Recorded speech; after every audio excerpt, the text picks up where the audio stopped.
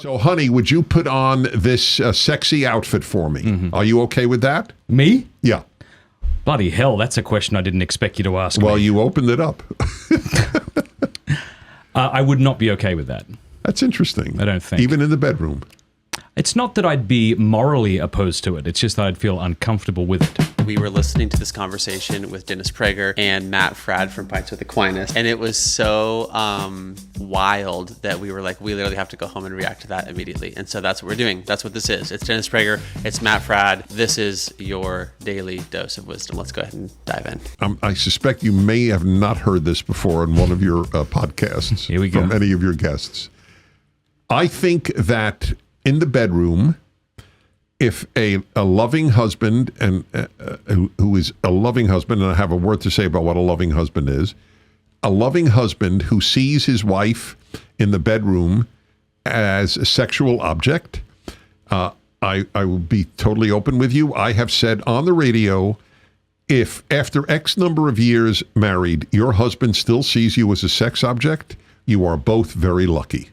So what he's saying is basically if you're still attracted to your wife after 50 years, like why do we have to bring in the language of like if she needs to be a sex object or something?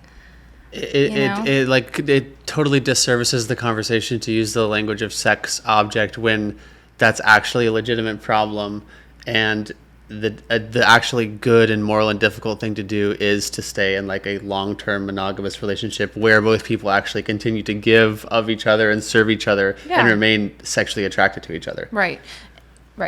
It's conflating like the worst and the best things together. Yeah. I don't have anything else to say. It just I don't like that. Like there's just something not right about that. It's like it's fine to say it's something to aspire to remain attractive and to be attracted to your spouse after 50 years. Like that's a good thing to aspire to. I can't tell if Prager's like trying to be exactly, but I can't tell if he's like trying to be coy with his language and be like sex object is good. No, I feel like he's trying to gain brownie points with the culture a little bit. Don't you? Like he feels like it's too stuffy to have a really strong Christian moral ethic on this subject. Maybe I don't personally read it that way. I feel like he more so was just out to lunch, and like I think we're about to get to for the viewers, about to get to as far as we got listening in the car, so we're about to be in complete no man's land. But I do remember in like a minute he's about to get into like that story about his dad and Playboy. Yeah. And I feel like that gives like a clue into his reference of what is like moral and acceptable when it comes to sexuality. Mm-hmm. And I feel like his actual just compass might be so skewed that he doesn't even realize that to be aspirational about being a sex object by your spouse in 50 years is, I don't even think he knows that that's bizarre. Yeah. I think. I don't know. Let's see. Objectification has a dirty name. He said he doesn't. The father said one shouldn't even objectifies baseball players, and it was an excellent analogy. I had thought of that myself, but I do objectifize the baseball player. I'm not sure if I agree with him. But it doesn't mean that you automatically mistreat the baseball player. That's right, but I'm in a different relationship with the baseball player than I am with the Correct, but there is a I'm married place to. in the totality of a relationship. So here is my motto, because I talk about men and women every week for an hour on my radio show, and I have for about 20 years. And that is, you make love outside the bedroom and you have sex inside the bedroom. I think it's a romanticization of the sex act to say that it's always making love. It's okay to make lust. It's okay to have some objectification. That doesn't mean you're mistreating her. I've never, what's interesting is that if people who are watching this don't know my personality, for me to say I've never experienced intercourse as just intercourse, like it's always been. But what's funny about my personality is I tend to have very masculine traits, and I do tend to, I can compartmentalize things, but that's not something that I feel like I've ever compartmentalized. Right. I mean, what about you? You're a man, so you're the person that's like, oh, it's, I could just have sex and not get attached or not have emotions involved. The reaction I just had to that, where I was like, right, I feel like Cody Ko would have like zoomed in on my face there and been like, does not agree with what she just said. like that was like such a good like edit moment. Okay, wait. But Did you understand what I'm saying? I understand what you were saying. The reason I was like buffering and the way that I reacted the way that I did was because I was actually thinking about like what I was gonna say in relationship to that, not because I was like, yeah, guys, totally. Yeah, for sure. For sure. No, like when we were talking about this particular point in the car, I was saying like if you like where does your entire relationship, your memories, your chemistry, all the inside jokes, all of the things that make your relationship a relationship, our relationship with each other a relationship, and not just like could be anybody that has the exact same body but you don't know them.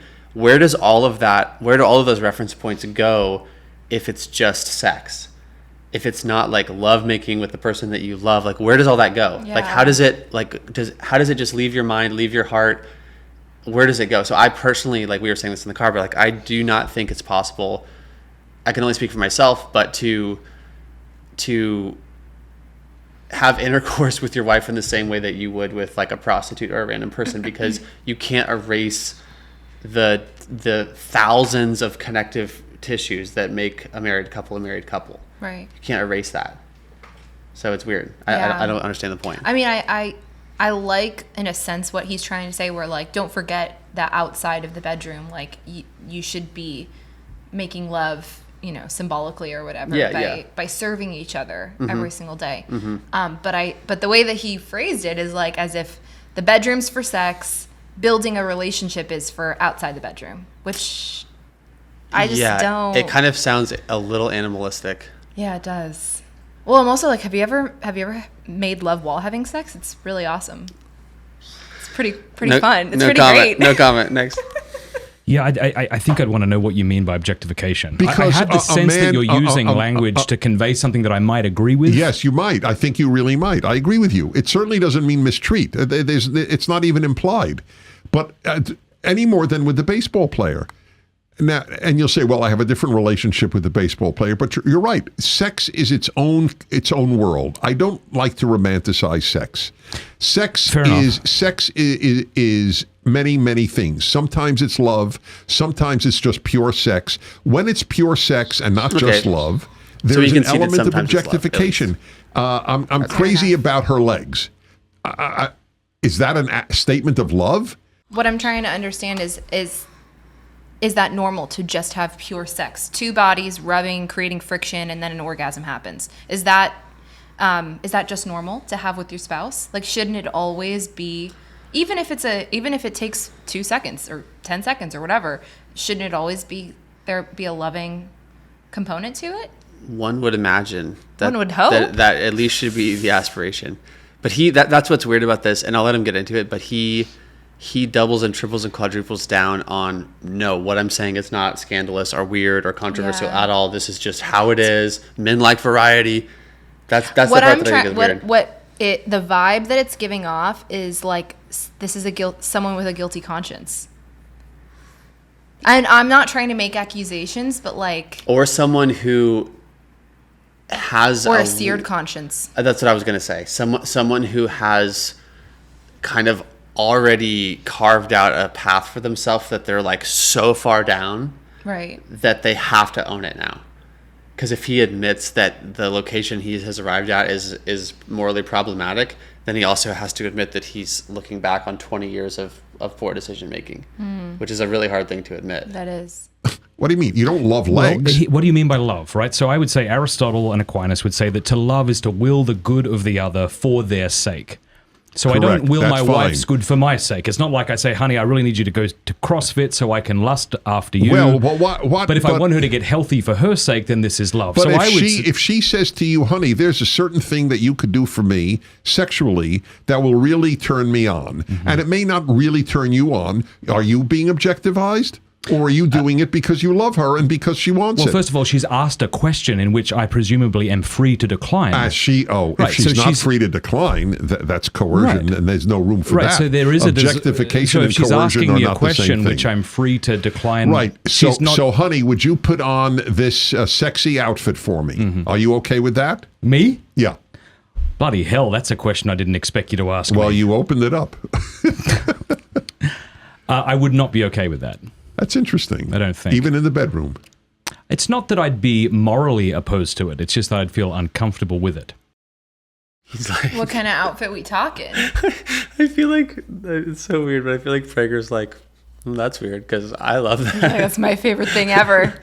He's like, It's like, get the nurse outfit, honey. He's like, we don't agree here at all. Well, no. I mean, I think I kind of understand where Matt Fradd is coming from, like, but they don't really get into like what the outfit is. And I feel like lingerie is fine, but then the questionable pieces like outfits, like a nurse outfit or a flight attendant or whatever. You know what I mean? Yeah. Even though I don't think I have an opinion on that. I haven't really thought about that. Neither have I. That much. But I think the point he's making is if both people are like, if the person dressing up whichever way is wanting to do that for the partner, then it's not necessarily bad, which I think I agree with. Yeah, I think But I think again, like, where's the line? Like, if you like, the standard can't just be what they like sexually, because then that could get really Right, weird. Then you get into bondage, submission, yeah. etc. And that is a dark kind of. There's a slippery slope. That's clearly wrong. Yeah. Yeah. Well, my view is that the more comfort the couple has, the better the relationship. I think that's right, so long as comfort doesn't lead to what I would consider to be sexually perverse acts. Well, why like is it sexually sodomy. perverse to wear a sexy outfit? It's not, and that's why I said I'm not morally opposed to it. But if All right, you're okay, saying so your that discomfort is personal. That's fair. Yeah. That's not an area I need to get into. One thing I would love you to get into, because you did say this in the email, is you think that the widespread it's a proliferation of tragedy pornography beyond- is Well, and I gave destroying it- yes. teenagers.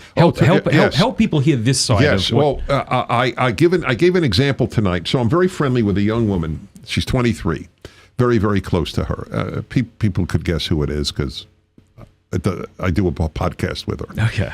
So she is so open. God bless her. I don't think she would object to my telling this story. In fact, maybe it was even discussed on one of our podcasts. We're very, very open.